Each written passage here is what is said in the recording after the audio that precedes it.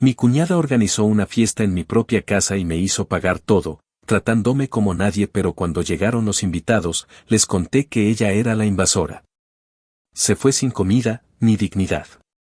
Cuando Brooke empezó a aparecer con más frecuencia en mi casa, primero lo tomé como una forma más de acercarse a su hermano, mi esposo, o tal vez como un intento de integrarse un poco más a la familia. Nunca me cayó del todo bien, lo admito, pero uno intenta llevar la fiesta en paz cuando se trata de cuñadas, porque se supone que al final del día comparten sangre con la persona que uno eligió para construir una vida.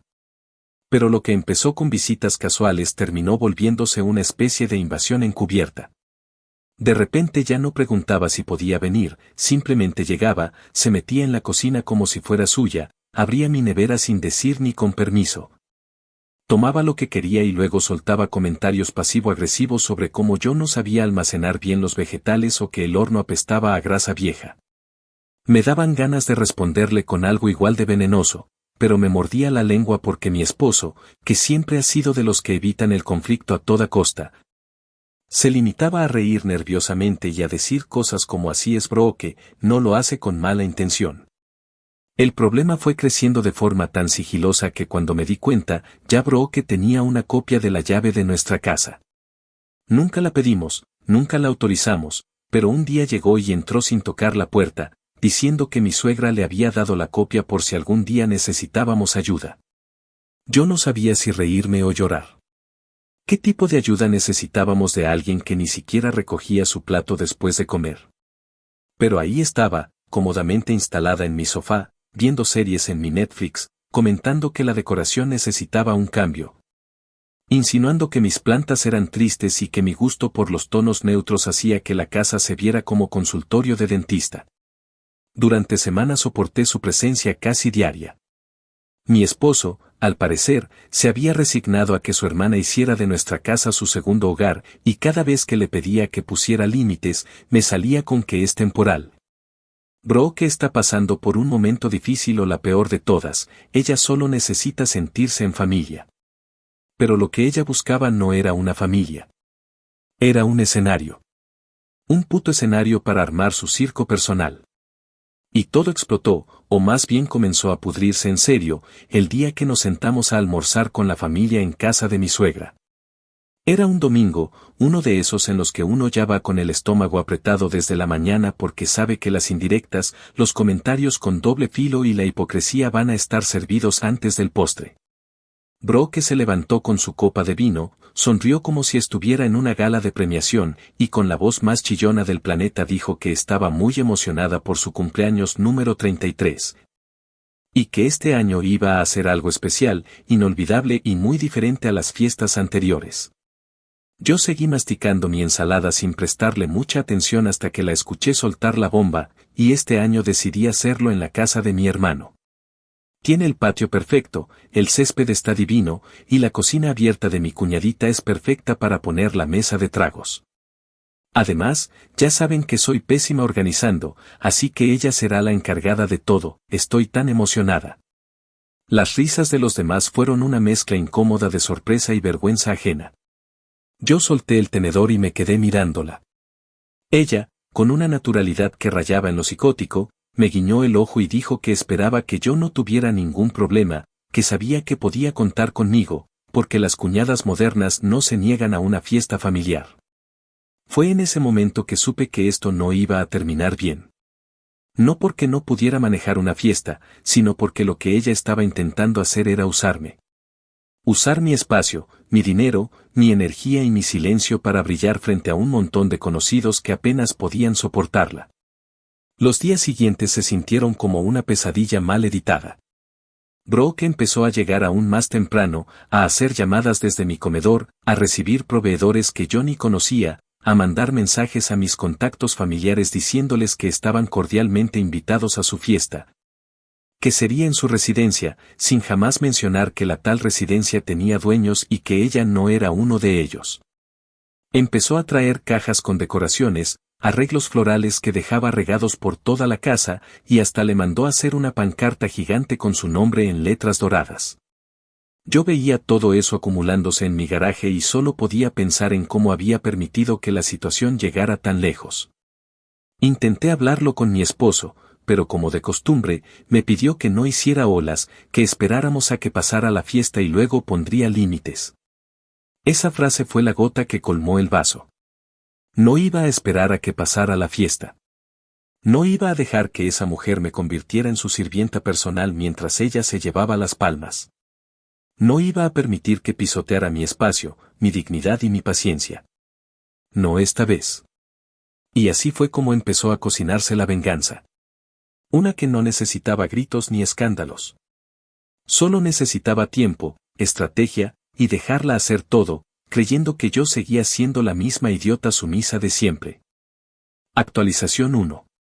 Pasó una semana desde aquel almuerzo en casa de mi suegra, y durante esos días, lo que antes era molestia se transformó en una rabia silenciosa, metódica y contenida. Brooke no solo seguía comportándose como si todo le perteneciera, sino que ahora lo hacía con una desfachatez que casi parecía una provocación directa.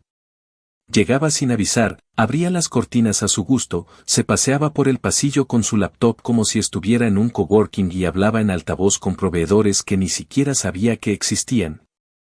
Usando frases como en mi patio hay espacio para 5 mesas rectangulares o la cocina que tengo es ideal para instalar la barra de cócteles. Y yo ahí, tragándome cada palabra, cada gesto, cada acto de apropiación, mientras sonreía y le ofrecía café, no porque fuera una santa, sino porque sabía que entre más tranquila me viera, más se confiaría. Cada vez que fingía que no me molestaba, ella subía un escalón más en su arrogancia, y eso era exactamente lo que necesitaba, que llegara lo más alto posible para que cuando cayera, el golpe fuera irreversible. Una mañana llegó con una carpeta azul, de esas que usan los wedding planners, y la soltó sobre mi comedor como si estuviera presentando un proyecto de arquitectura. Me dijo que ahí estaba el presupuesto completo, dividido por rubros, con cotizaciones para el catering, el DJ, los centros de mesa, la renta de mobiliario y hasta un servicio de valet parking. Ni siquiera me preguntó si quería verlos, solo me dijo que ya había reservado casi todo y que los pagos iniciales ya estaban cubiertos gracias a mi colaboración silenciosa. Al principio no entendí, pero al abrir la carpeta y ver las facturas, noté que todas tenían mi dirección, mis datos y, lo más enfermizo, mi tarjeta de crédito como método de pago. Brooke, en algún momento de sus visitas, había usado la laptop del estudio, la misma que compartimos mi esposo y yo para temas bancarios, y había activado los pagos automáticos con mis cuentas ya guardadas. Lo hizo tan disimuladamente que ni siquiera recibí alertas, porque usó montos bajos, divididos entre varios servicios. Era una hija de puta tan astuta como descarada. Pero en vez de confrontarla, respiré hondo, cerré la carpeta, le dije que todo me parecía espectacular y que contara conmigo para lo que necesitara.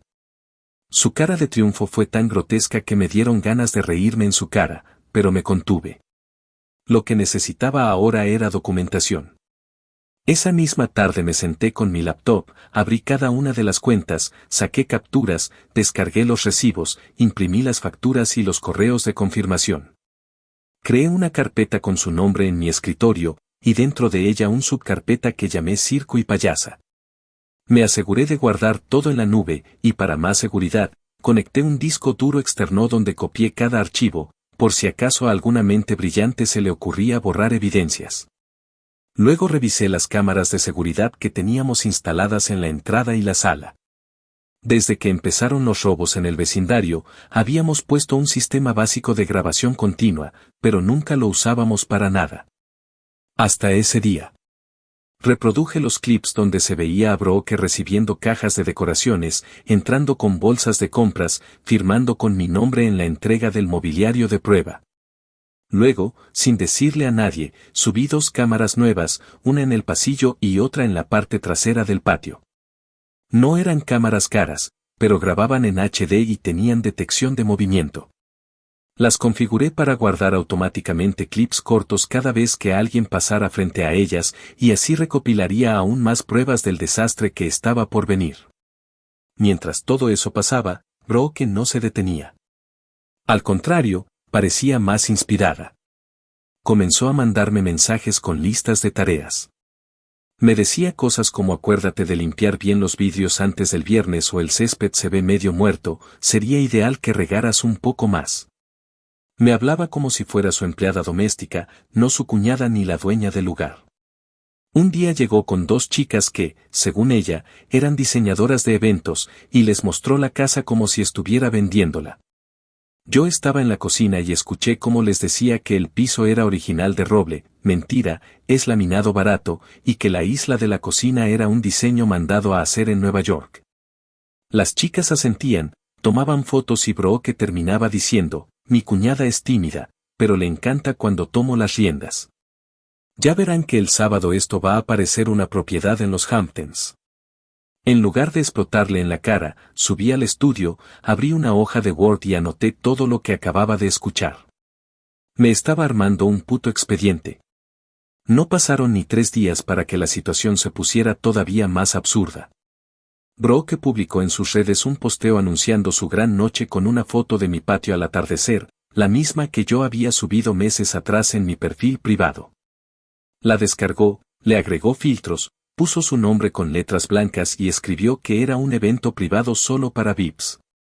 Luego, como si no fuera suficiente, me etiquetó diciendo que estaba agradecida por el espacio y la logística, como si yo fuera su asistente personal. Yo no comenté nada. No le di like. No reaccioné. Pero guardé la publicación, tomé capturas de pantalla, incluso grabé la pantalla del celular mientras la navegaba. El objetivo era uno solo, tener pruebas de cómo ella misma había expuesto que todo esto lo estaba haciendo sin mi consentimiento. Porque en el momento en que la expusiera, más de uno iba a tratar de decir que yo la estaba dejando hacer, que no había dicho nada, que cómo podían saber que ella actuaba sola. No. Yo no solo iba a demostrarlo, iba a dejarlo por escrito, grabado y firmado por sus propias manos.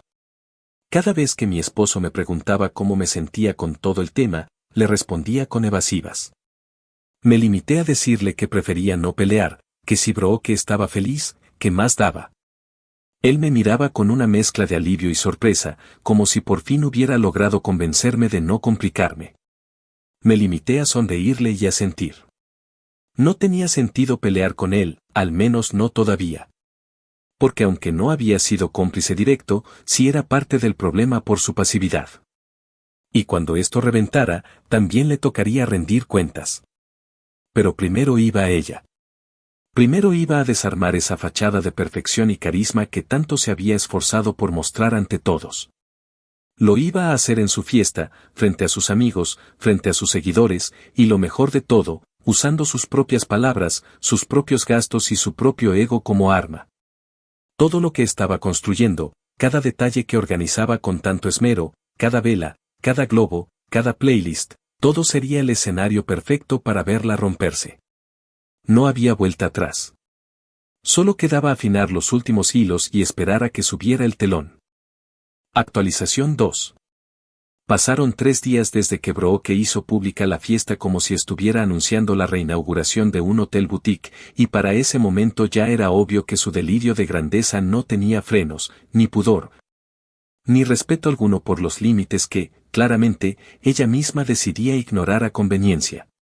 Cada vez que pisaba mi casa, parecía más instalada en la idea de que todo lo que la rodeaba le pertenecía, como si el hecho de haberlo dicho en voz alta frente a un grupo de familiares lo hiciera automáticamente cierto. Y esa actitud, ese aire de superioridad que caminaba con ella, era justo lo que me facilitaba las cosas, porque no hay nada más útil que una persona tan egocéntrica que cree que todos los demás están a su servicio. Brooke no estaba actuando como alguien que se sentía invitada o agradecida. No. Ella se comportaba como una maldita influencer con patrocinio, como si yo fuera parte del staff, como si mi casa fuera un Airbnb de lujo que ella había reservado con sus propias tarjetas y donde tenía derecho a opinar. Ordenar, rediseñar y controlar absolutamente todo. Esa mañana, mientras yo trabajaba desde el comedor porque ella había ocupado el estudio para reunirse con un tipo de logística de eventos, escuché cómo le decía al proveedor que necesitaba nuevas telas para los toldos porque los que habían traído el día anterior no combinaban con la estética general que ella tenía pensada. Lo más enfermante fue que habló como si se tratara de una propiedad familiar antigua, diciendo que los espacios rústicos necesitan un balance con texturas suaves para no verse pesados. Como si supiera algo de decoración o de arquitectura más allá de los filtros de Pinterest que vivía copiando. Yo permanecí sentada, los audífonos puestos pero sin música, solo observando por el rabillo del ojo cómo abría la nevera para ofrecerle agua al proveedor, usaba mis vasos sin permiso. Acomodaba las flores en el jarrón del centro de mesa que yo misma había comprado meses atrás, y todo con la seguridad de quien sabe que nadie la va a confrontar. Esa falsa sensación de inmunidad fue lo que me dio la confirmación de que el momento de actuar se acercaba y de que no solo tenía la ventaja del espacio, sino también la del tiempo, porque cuanto más confiada estuviera ella, más expuesta quedaría ante todos los que asistieran a ese desastre. Esa tarde hice algo que me dio una mezcla de culpa y satisfacción, pero que me resultaba necesario. Aproveché un descuido de Brooke mientras ella hablaba por teléfono en la terraza y bajé discretamente a su auto, que estaba estacionado justo frente a la entrada. Ella siempre dejaba el bolso en el asiento delantero y las puertas abiertas, como si el mundo entero fuera su vecindario personal.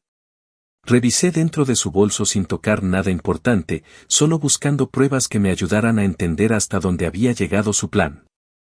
Encontré una libreta pequeña con notas mal escritas, y entre ellas había una lista de personas clave que ella quería impresionar, una compañera de trabajo con la que compite desde hace años.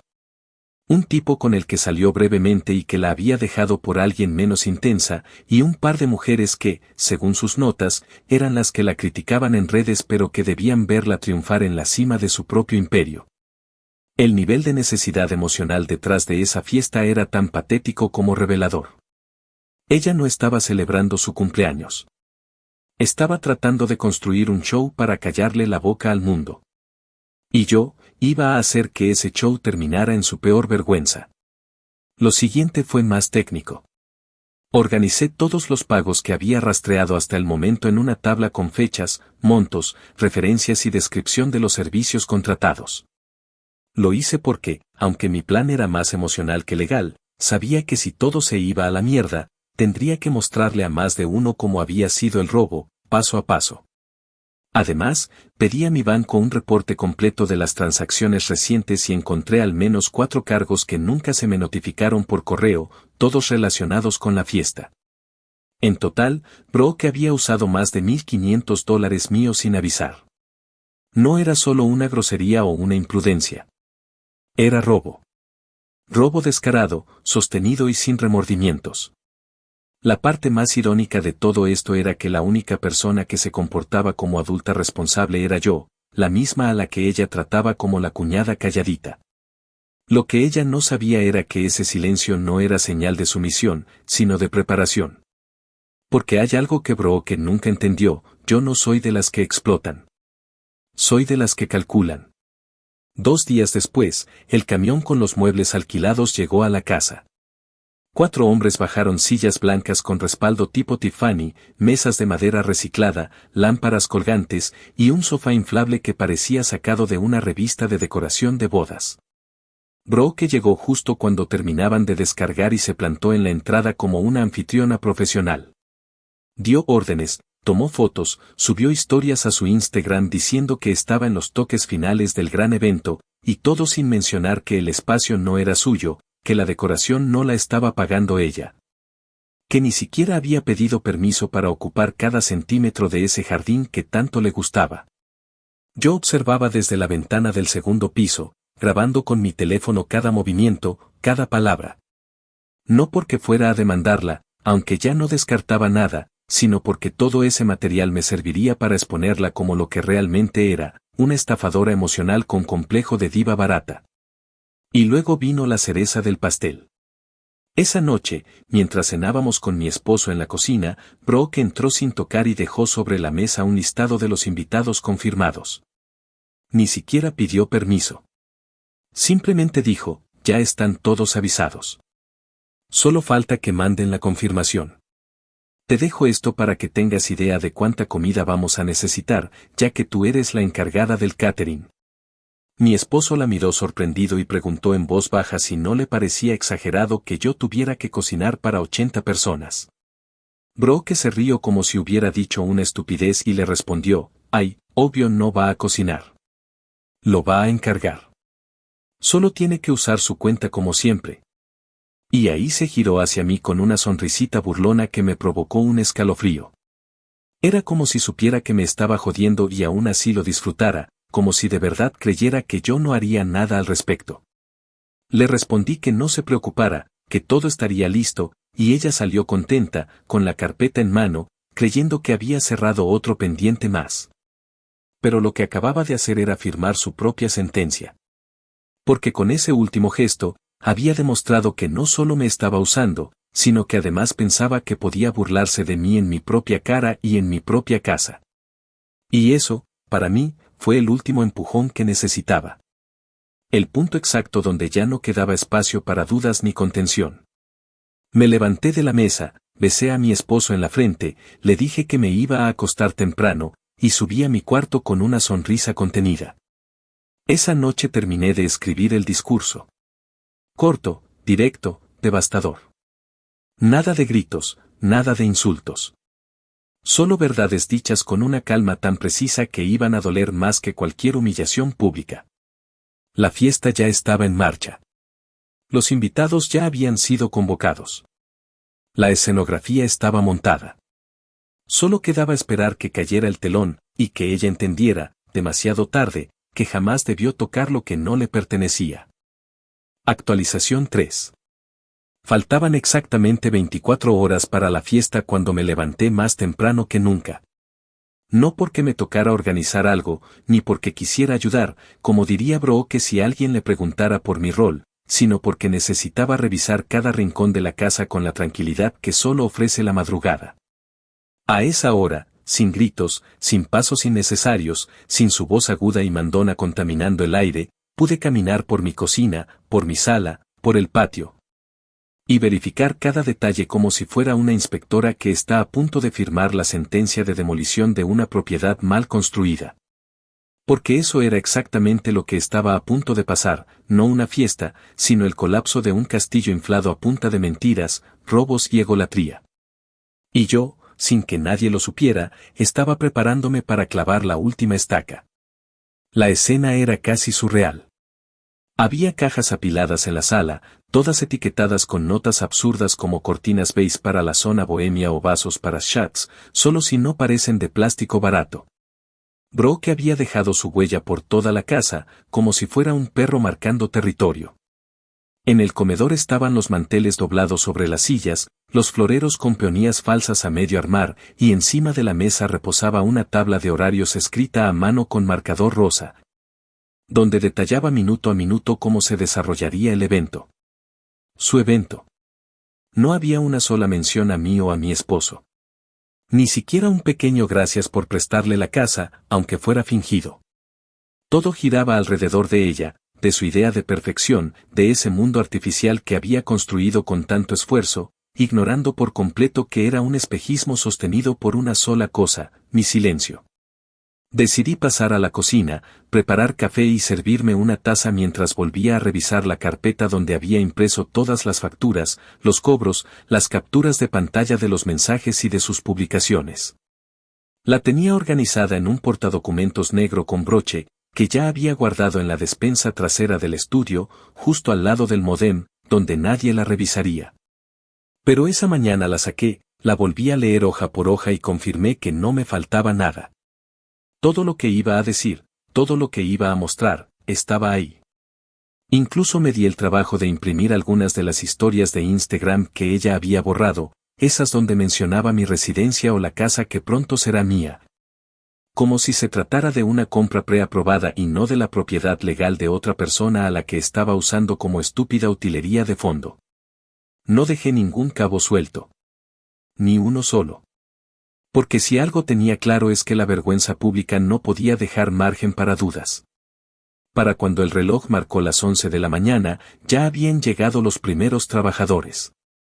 Eran los encargados de instalar el toldo central del patio y montar las luces colgantes, esas tipo feria que tanto le gustaban a Brooke y que había importado desde una tienda de Etsy en California porque, según ella, las locales se veían baratas. Los hombres eran amables, saludaron, y uno de ellos, con quien ya había tenido una breve conversación días antes, me guiñó un ojo y me preguntó si ya tenía lista la gran escena final. Yo solo reí y le dije que, en efecto, ya estaba todo preparado. Me dijo que no olvidara grabarlo todo, porque eso iba a vivir para siempre en las sobremesas familiares. Le respondí que no solo lo grabaría, sino que iba a imprimirlo como si fuera guión de película. Los trabajadores siguieron con su montaje mientras yo me hacía la distraída, dejando que Brooke, que apareció poco después, con gafas oscuras y una taza de café comprada como si no pudiera preparar una en casa, tomara el control de todo como si estuviera supervisando el rodaje de su propia biografía. Cuando la vi bajarse de su auto con esa actitud, supe que estaba convencida de que tenía el mundo comiendo de su mano. Saludó a los técnicos, gritó instrucciones al aire sin revisar nada realmente. Y luego se sentó en una de las sillas ya armadas para hablar por teléfono mientras cruzaba las piernas y se acomodaba el cabello como si tuviera una cámara siguiéndola. Mientras hablaba, mencionaba que ya había confirmado a los importantes que la barra de tragos estaba bajo control y que la anfitriona estaba tranquila porque ella se encargó de todo. Esa frase me hizo contener la carcajada. ¿La anfitriona? ¿Ella? Tenía el descaro de llamarse a sí misma anfitriona estando en una casa ajena, pagada con dinero ajeno y organizada con el esfuerzo de alguien más. Su nivel de descaro no era solo impresionante, era útil. Cada palabra que soltaba era un empujón más hacia el abismo. Cada gesto de superioridad era un recordatorio de por qué merecía lo que le iba a pasar. Al mediodía llegó el camión del catering. La comida olía a gloria, eso no lo puedo negar. Era un banquete tipo Tex-Mex con brisket, costillas, sliders de pollo, opciones vegetarianas y hasta un rincón de nachos con toppings personalizados. Brooke había querido hacer una fiesta fusión sureña con vibras bohemias, lo cual, traducido, era un desmadre sin identidad ni lógica. Pero lo interesante no era el menú, sino el hombre que lo entregó, el proveedor con el que hablé hace 2 días y al que le pedí que cambiara la factura al nombre de ella. Cuando le pregunté si había traído copia impresa, me dijo que sí, que todo estaba a nombre de Brooke y que había dejado constancia de que fue ella quien firmó los pagos. Aunque los fondos salieron de una cuenta vinculada a otro nombre. Perfecto. Era justo lo que necesitaba. Le ofrecí una propina generosa y le pedí que no dijera nada hasta después de la fiesta, a lo cual respondió con una sonrisa cómplice y un pulgar arriba. Para la tarde, la casa ya parecía un puto salón de recepciones. Había guirnaldas colgando del balcón, velas aromáticas distribuidas en portavelas de cristal, servilleteros personalizados y hasta una esquina con una cámara Polaroid instantánea para que los invitados se tomaran fotos tipo vintage y las pegaran en un libro de recuerdos con mensajes. Todo muy bonito, sí. Pero cada detalle me sabía a veneno. A robo. A abuso. A teatro armado sobre los hombros de alguien a quien ella nunca consideró una amenaza. Me tomé 1 hora para preparar mi ropa, dejar listo el peinado que usaría y repasar mentalmente el discurso que había escrito y memorizado con precisión. No iba a improvisar. No iba a dejarme llevar por las emociones. Esto no era una pelea de gritos ni una venganza histérica. Era justicia poética. Y como toda justicia bien servida, necesitaba tiempo, calma y un público dispuesto a mirar. Antes de cerrar el día, me aseguré de revisar el sistema de cámaras. Estaban activas, grabando cada rincón clave, la entrada, el comedor, el patio trasero y el pasillo hacia la cocina. Todas funcionando, todas almacenando los clips en la nube, y yo con acceso completo desde mi celular. Si algo salía mal, si alguien decía que exageraba, si Brooke intentaba negar alguna parte, tendría los videos. No opiniones. No recuerdos. Pruebas. Cerré todo, bajé a la sala, observé por última vez las mesas ya puestas, las sillas ordenadas, el pastel de 4 niveles que reposaba en la cocina con su nombre escrito en letras comestibles doradas, y me dije a mí misma, casi en voz baja, que lo disfrute, porque mañana no le queda ni la ilusión de que esto fue suyo. Y así, con esa frase flotando en mi mente como un mantra, apagué las luces, subí las escaleras y me preparé para dormir. Actualización 4. El sol apenas había cruzado el borde de las casas vecinas cuando los primeros invitados comenzaron a llegar. Eran poco más de las 5:30 de la tarde, y el calor denso del verano empezaba a mezclarse con ese tipo de brisa tibia que solo aparece cuando el día ha sido largo y agotador. El cielo, despejado, parecía el telón perfecto para lo que se suponía sería la noche inolvidable de Brooke. Desde mi cuarto, mientras terminaba de arreglarme frente al espejo, podía escuchar las risas artificiales y los saludos cargados de perfume y poses. Esa energía falsa que inunda todo evento cuando la mayoría de los asistentes no están ahí por cariño, sino por pura necesidad de pertenecer. Cada vez que alguien tocaba el timbre o se abría el portón del patio, sentía como la adrenalina me recorría la espalda con una mezcla perfecta de ansiedad, rabia contenida y una calma enfermiza que solo aparece cuando ya estás absolutamente convencida de lo que vas a hacer. Me tomé mi tiempo. No porque me hiciera falta más preparación, sino porque sabía que cada minuto que pasaba era uno más en el que Brooke podía seguir sintiéndose la reina del escenario que tanto había anhelado. Desde mi ventana la vi bajando las escaleras del porche como si estuviera entrando a una gala en Hollywood.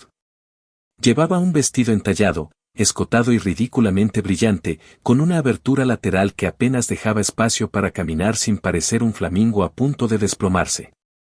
Su sonrisa era tan grande como falsa, y cada paso que daba lo acompañaba de una risa exagerada, de esas que uno lanza cuando quiere que todo el mundo mire y comente. Saludaba a sus invitados con frases preparadas, como si hubiera ensayado cada línea, que si me encanta que estés aquí, que si la casa tiene una vibra única, ¿verdad?, que si el aire aquí se siente distinto. Y cada vez que decía mi casa, mi fiesta, mi espacio, algo dentro de mí se retorcía. No por dolor. No por vergüenza. Por puro deseo de hacerla caer de una puta vez. Para cuando bajé finalmente, ya había al menos 50 personas distribuidas entre el patio, la sala y la cocina. Algunos estaban en la barra improvisada sirviéndose cócteles que uno de los bartenders preparaba con sonrisa de actor secundario. Otros tomaban fotos frente al cartel dorado que decía Brooke S. Night y posaban junto a los arreglos florales que ella misma había descrito como un tributo al romanticismo moderno. Y lo más curioso era que nadie, absolutamente nadie, preguntaba por mí. Como si yo no existiera. Como si la casa hubiera sido alquilada o prestada por algún contacto invisible. Fue ahí cuando confirmé lo que ya sospechaba, Brooke se había encargado de ocultar mi nombre, mi presencia y mi rol en todo esto. Para esos invitados, yo era poco más que una sombra, una figura que tal vez había ayudado con la limpieza, o que simplemente estaba ahí como parte del decorado. Y eso fue lo que terminó de darme el impulso que necesitaba. Porque no hay mejor escenario para una revelación que uno en el que nadie la espera. Caminé lentamente por la sala, saludé a algunos con una sonrisa neutral y me acerqué a la barra para servirme agua. Mientras lo hacía, escuché como una de las amigas de Brooke comentaba que todo era perfecto, que no podía creer que ella viviera en un lugar tan bello y que la decoración tenía ese equilibrio entre lo bohemio y lo elegante. La otra, entre sorbo y sorbo de mojito, dijo que se notaba que Brooke tenía buen gusto, y que ya era hora de que todos vieran la vida que en realidad se merece. Esas frases eran como cuchillos, pero no por lo que implicaban, sino por lo que decían sin querer, que Brooke había logrado engañar a todos, al menos por unas horas. Pero esas horas se estaban acabando. Poco antes de las 7, justo cuando el sol empezó a bajar y las luces colgantes se encendieron con ese brillo cálido que hacía que todo pareciera salido de una revista de estilo de vida. Brooke tomó el micrófono que había alquilado para los discursos. Caminó al centro del patio como si estuviera por recibir un premio y pidió la atención de todos. La música bajó, las conversaciones se silenciaron, y las copas quedaron suspendidas en el aire. Se aclaró la garganta, sonrió como si se sintiera genuinamente humilde, y dijo que quería agradecer a todos por estar ahí, por haberla acompañado en su nuevo año de vida, en su proceso de renacimiento personal. Y sobre todo, por compartir con ella en lo que, según sus palabras, era su espacio favorito en el mundo, su casa soñada, su hogar de paz y creatividad. Cuando terminó de hablar, algunos aplaudieron. Otros se acercaron para abrazarla o tomarse fotos con ella frente al cartel, mientras alguien gritaba que brindáramos por Brooke. Yo aproveché ese ruido para moverme hacia el DJ, le pedí amablemente que me prestara el micrófono, y antes de que pudiera pensarlo demasiado, ya estaba de pie frente a todos. Algunos me miraron confundidos. Otros ni siquiera sabían quién era yo. Brooke, en cambio, giró bruscamente y se quedó helada. No dijo nada. No se movió. Solo me miró con esa cara de ¿qué haces?, como si aún no entendiera que lo que venía no era una improvisación, sino el cierre perfecto de toda esta mierda. No grité. No me alteré. No hice una escena dramática. Simplemente comencé a hablar, con la misma voz con la que uno le explica algo a un grupo de extraños en una reunión de padres. Les dije que antes de seguir con la fiesta, quería hacer una aclaración.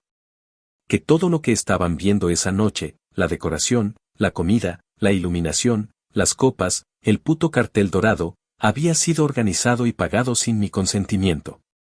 Que esa casa, donde ahora estaban bailando y comiendo, no era de Brooke. Que yo era la dueña, y que durante semanas ella había usado mis tarjetas, mis cuentas, mi espacio y mi tiempo para construir esta puesta en escena sin siquiera pedirme permiso. Les conté que había recolectado pruebas, que tenía las facturas, las grabaciones, los correos, y que todo estaba documentado. Y lo dije sin rabia, sin odio.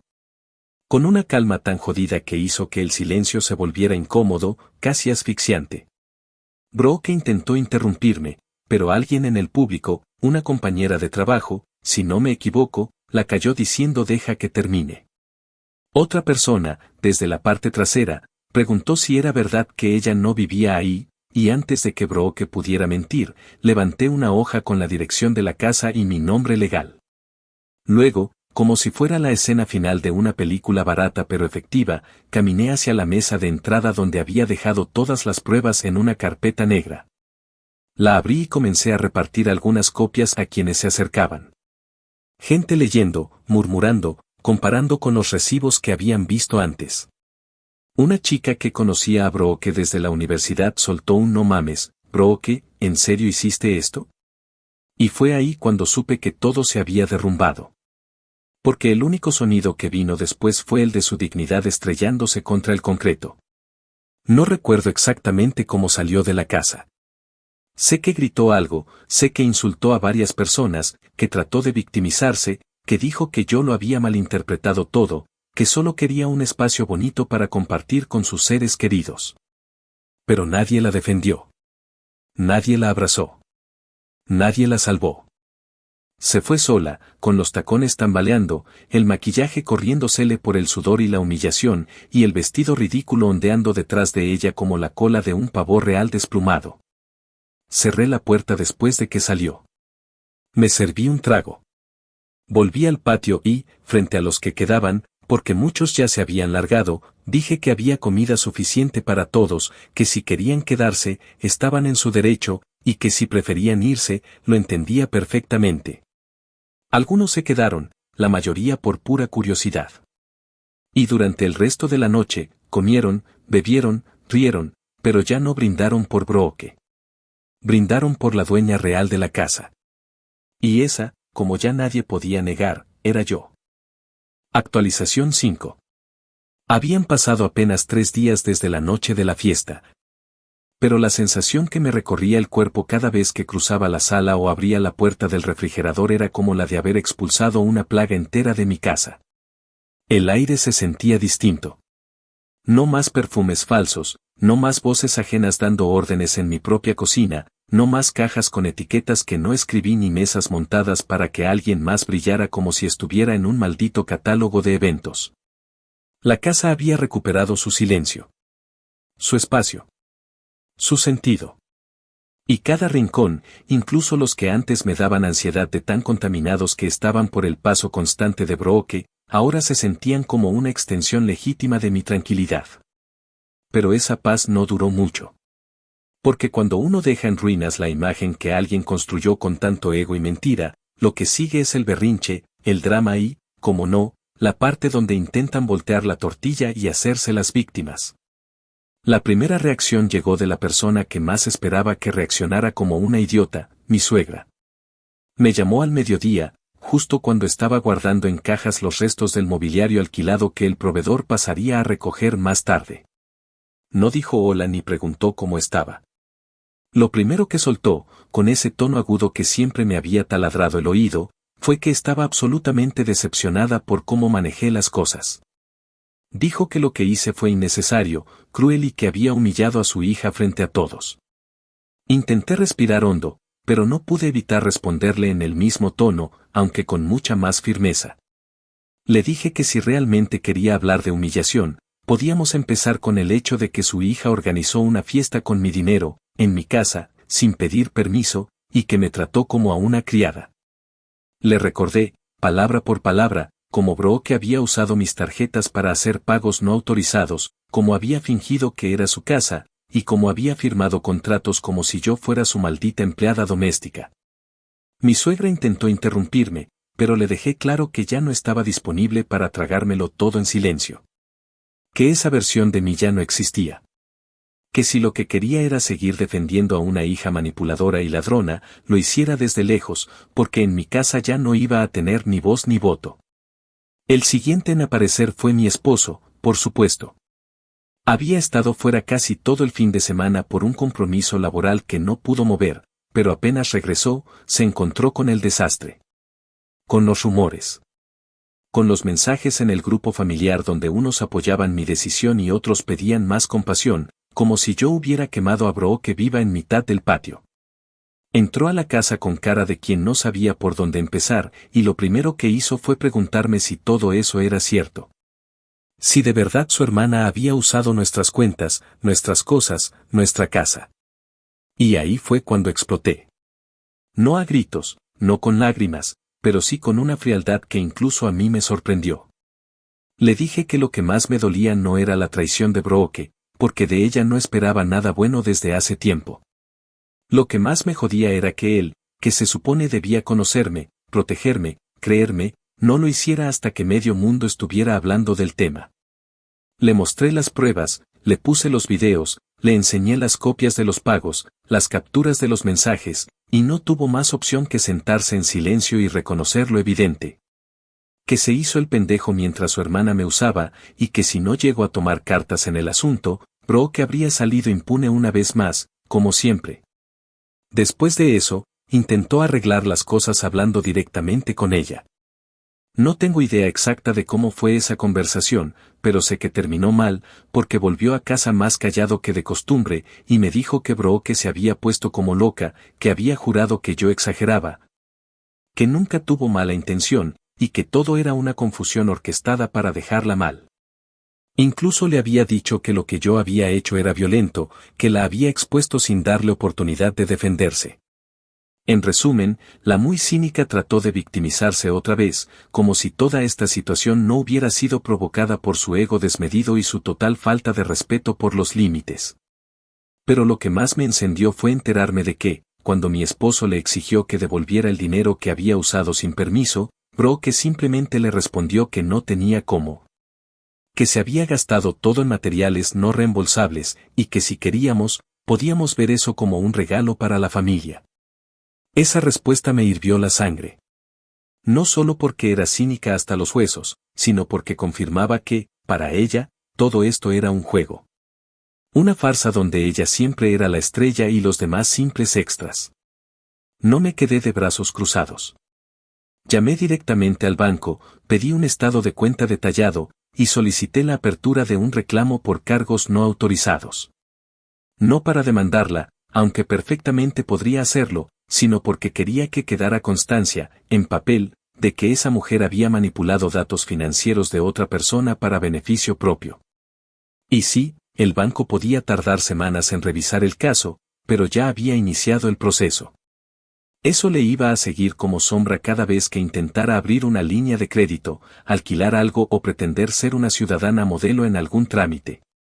Porque si algo aprendí en todo esto es que a veces la mejor venganza no es la que haces gritándole a alguien en público, sino la que dejas caer poco a poco, como una lluvia ácida que no mata de inmediato.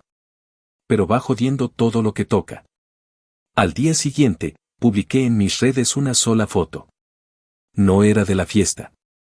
No era de la humillación. Era del camión de donaciones que vino a recoger toda la comida sobrante. La imagen mostraba bandejas cerradas, bolsas bien selladas y un texto que decía, gracias por la generosidad, Brooke. Al menos alguien se va a beneficiar de toda esta farsa. Sin etiquetas. Sin menciones directas. Solo la suficiente sutileza para que quienes habían estado ahí entendieran el mensaje. Y sí, como lo imaginé, la foto se compartió. La gente comentó. Las risas llegaron en forma de mensajes privados, de capturas de pantalla reenviadas, de indirectas que solo los que estuvieron en la fiesta sabían interpretar. Y lo mejor de todo fue que no tuve que decir nada más. La propia Brooke se encargó de enloquecer sola, bloqueando gente, borrando publicaciones, llamando a familiares para pedir que ya pararan con el tema. Pero era demasiado tarde. Su reputación ya no era la de la mujer sofisticada y empoderada que sabía organizar eventos inolvidables. Ahora era la que se robó la casa de su cuñada y terminó corriendo como rata. Nadie se olvida de eso. Nadie lo borra. Porque cuando la verdad sale a la luz, no hay filtro de Instagram que alcance. Y lo más irónico es que lo único que yo hice fue devolverle lo mismo que ella me dio, exposición. Solo que a mi manera. En mi casa. Con mis reglas. Y frente a todos los que alguna vez pensaron que yo era la calladita a la que se podía pisotear sin consecuencias. Actualización final. Pasaron 2 meses completos desde aquella noche en la que Brooke salió huyendo de mi casa con el maquillaje corriéndosele por las mejillas. Tropezando con sus propios tacones y dejando atrás todo el aire de superioridad con el que había caminado durante semanas por cada rincón de mi casa como si le perteneciera. Y, aunque me gustaría decir que después de eso todo se calmó, que la vida volvió a una especie de normalidad en la que los días transcurrían sin sobresaltos. La verdad es que la resaca de una humillación pública no se va de un día para otro. Especialmente cuando la persona humillada tiene el ego del tamaño de un edificio entero. Una lengua venenosa y un historial familiar de manipulación que la hace incapaz de aceptar responsabilidad sin antes intentar arrastrar a todos los demás con ella. Las primeras semanas después de la fiesta fueron una mezcla extraña de silencio e incomodidad. Algunos miembros de la familia de mi esposo no sabían cómo dirigirse a mí. Hubo primos que simplemente dejaron de escribirme, tíos que evitaron invitarme a reuniones y uno que incluso se atrevió a sugerirle a mi esposo que las cosas de familia se arreglan en privado. A lo que mi esposo, esta vez sí con los huevos bien puestos, respondió que si alguien quería hablar de familia, primero se aseguraran de no criar ratas con vestidos de gala. Yo me mantuve firme. No pedí disculpas. No expliqué nada más allá de lo que ya había dicho públicamente. Sabía que los que tenían un mínimo de sensatez me entendían, y los que no, bueno, tampoco me interesaban. Porque uno llega a un punto donde se cansa de ser la que soporta, la que se calla, la que hace lo correcto. A veces lo correcto es simplemente dejar de dejarse. Mientras tanto, Brooke desapareció del radar. Cerró sus redes por unas semanas, dejó de aparecer en los almuerzos familiares, evitó cualquier lugar donde supiera que podía cruzarse conmigo. Y hasta canceló su membresía en el gimnasio local donde solía ir solo para encontrarse con conocidos y presumirles sus logros. Pero como era de esperarse, su necesidad de atención no tardó en ganarle al orgullo. A las 5 semanas exactas de su desaparición digital, reapareció en una historia de Instagram desde un estudio diminuto al otro lado de la ciudad. Con paredes blancas y un colchón inflable que intentaba decorar con luces de Navidad recicladas. El texto decía, nueva etapa. Todo lo que necesitas es humildad y visión. Casi me atraganto del ataque de risa. Brooke hablando de humildad era como un cerdo hablando de etiqueta. Y visión era lo que menos tenía, considerando que todo lo que intentó construir lo hizo pisoteando la casa, el esfuerzo y el nombre de alguien más. Lo que sí era cierto es que estaba en una nueva etapa, pero no por elección, su historial de comportamiento había llegado a oídos de su casero anterior, quien, según supe por una vecina que también asistió a la infame fiesta, le pidió el desalojo después de enterarse del escándalo. Nadie quiere a una mujer con cara de ángel y alma de víbora organizando fiestas ilegales en casas ajenas. Mientras ella batallaba con su nuevo intento de reinvención personal en ese estudio miserable que parecía más un castigo que una vivienda, yo me dediqué a transformar por completo los espacios que Brooke había invadido con sus aires de reina. Cambié la pintura del comedor, renové las lámparas del patio, mandé a tapizar los sofás que tanto manoseó, y lo más importante, instalé un sistema de seguridad nuevo, con código personalizado y cámaras conectadas a mi teléfono, no solo porque quería evitar cualquier intento de retorno, sino porque necesitaba sentir que ese espacio era nuevamente mío, sin rastro de su presencia, sin la sombra de su manipulación. Fue terapéutico. Cada cambio, por mínimo que fuera, representaba un aquí mando yo, una recuperación lenta pero firme de lo que me había sido robado emocionalmente. Porque lo que esa mujer intentó hacer no fue solo tomar una casa. Fue ocupar un lugar, robarme presencia, anularme. Y no se lo permití. Mi esposo, que durante un buen tiempo había sido el espectador silencioso de todo, cambió radicalmente después del desastre. Empezó a poner límites reales con su familia, incluso llegó al punto de decirle a su madre que si volvía a defender ciegamente a Brooke sin reconocer el daño que había hecho, simplemente dejarían de asistir a cualquier evento donde ella estuviera. La señora se ofendió, como era de esperarse, pero esa ofensa no le duró mucho. Porque cuando finalmente se sentó conmigo a hablar, casi obligada por su hijo, y vio con sus propios ojos todas las pruebas que yo había recopilado, las facturas, las capturas, las grabaciones, no le quedó más que agachar la cabeza. No pidió perdón, no lo diré. Pero se quedó callada. Y viniendo de alguien como ella, eso era lo más parecido a una disculpa que yo jamás iba a recibir. Con el paso de las semanas, la historia de la fiesta se fue convirtiendo en una especie de leyenda local. En cada reunión, alguien la mencionaba a medias, alguien contaba una parte, alguien exageraba otra. Y aunque al principio eso me incomodaba, luego lo acepté como parte del precio de haber puesto un límite público a una conducta que llevaba años creciendo como hiedra venenosa.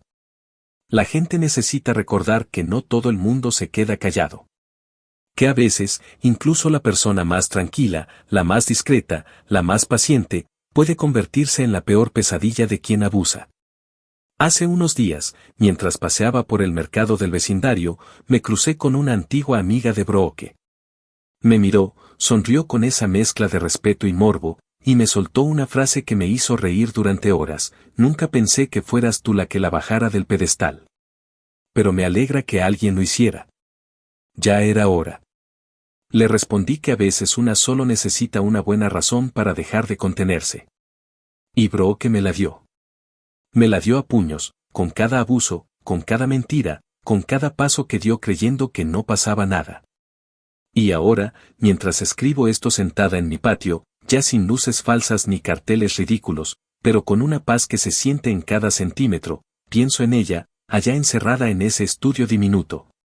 Probablemente preguntándose cómo fue que todo se le salió de las manos. Y la respuesta es simple: se creyó invencible. Se creyó tan lista que no vio venir lo que estaba construyendo al frente. Se olvidó que incluso las personas más tranquilas tienen un límite. Y cuando lo cruzas, no hay marcha atrás. Porque yo no solo recuperé mi casa. Recuperé mi nombre, mi dignidad y, lo más importante, el respeto que muchos pensaban que no era capaz de reclamar. Así que sí, la fiesta fue un éxito. Pero no como ella lo imaginó. Fue un éxito porque fue su debut y también su despedida. Y cada vez que alguien menciona su nombre en este vecindario, no es para alabarla, sino para recordar lo que pasa cuando confundes una casa ajena con un escenario personal. Porque al final, por mucho que una se aguante, siempre hay un día en que simplemente se cierra la puerta. Y a la próxima, ya ni el timbre suena.